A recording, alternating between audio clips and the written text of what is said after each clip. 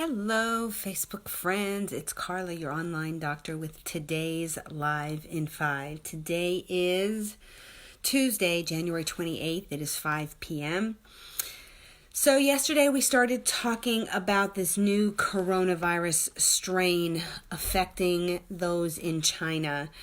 We learned the basics about how it presents and how to protect yourself.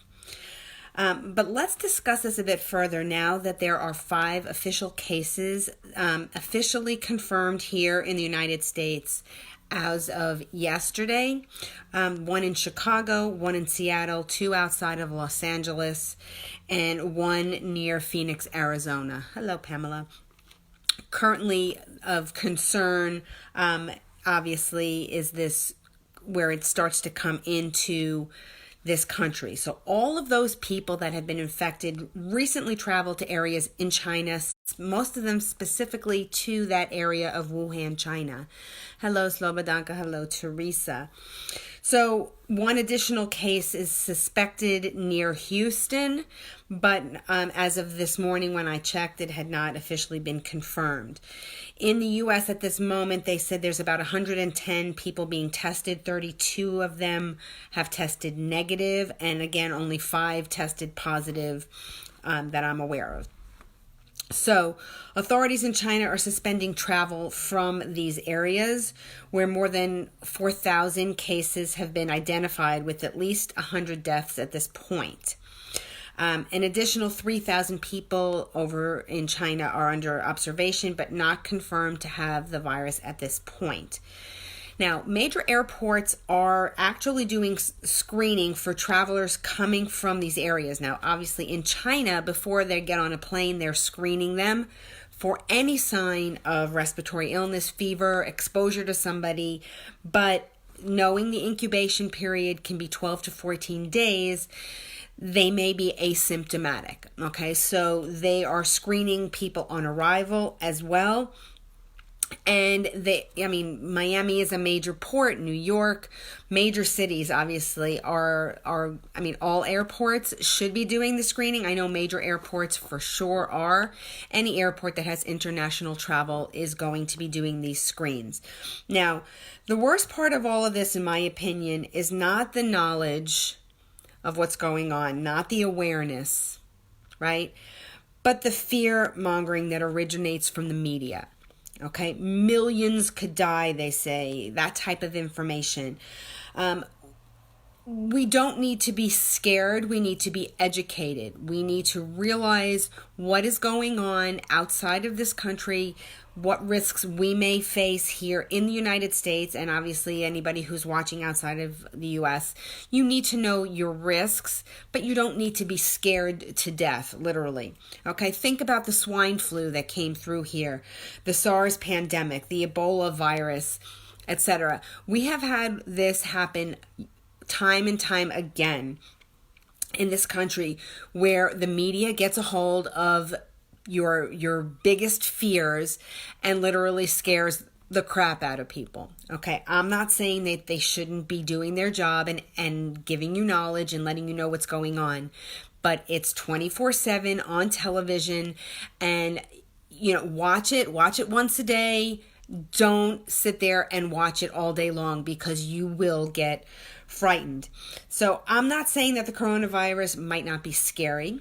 Some people will be affected in the U.S., and some people might even die from this.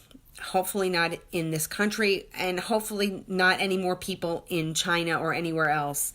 But it's all horrible. But don't let the fear scare you into what they're trying to do. They're trying to get a vaccine out. They did the same thing with the swine flu, these Ebola viruses, and they're trying to rush a vaccine out.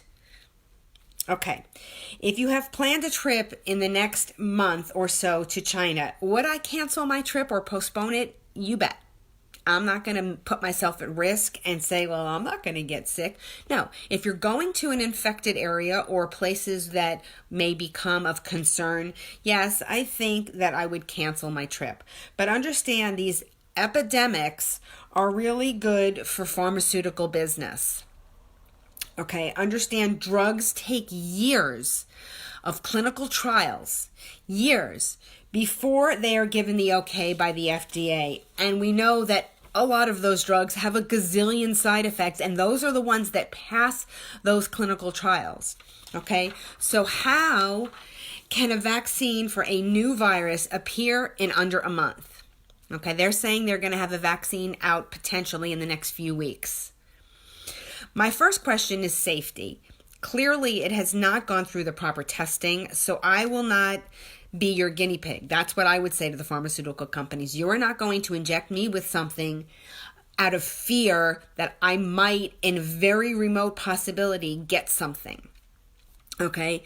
Second is efficacy. Do we even know if any of these new vaccines will actually even work? Knowing the success rate of vaccines, or I should better say failure rate of most of our vaccines that are out there on the market today, my feeling is this will likely be the same. You're going to get yourself injected with all kinds of chemicals, put yourself at risk for God knows what, and probably never ever be exposed to somebody who actually has this virus. Now, what I'm going to say next is very important, and do your own research on this one. There is a conspiracy theory out there that certain people and or organizations started this outbreak and have patented a vaccine that's ready to go. Okay, that's pretty scary. So Google the following. It's called Event 201, World Economic Forum, and Bill and Melinda Gates Foundation. Okay, the Bill and Melinda Gates Foundation, and draw your own conclusions. I saw this. This was predicted, if you want to use that word, by them a handful of months ago.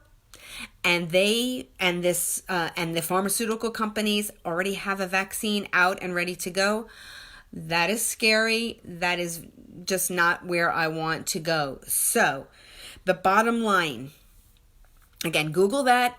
I'm not a conspiracy theory believer, but it just makes you wonder. Okay?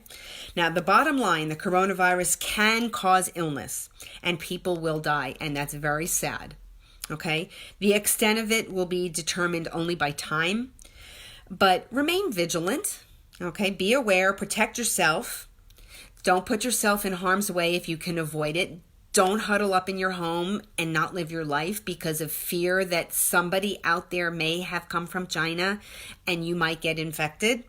If you really are concerned, wash your hands and wear a mask anytime you leave your house. That's the best thing you can do to protect yourself. I'm not saying that that's what I'm going to do, but if you're concerned, that's what you do.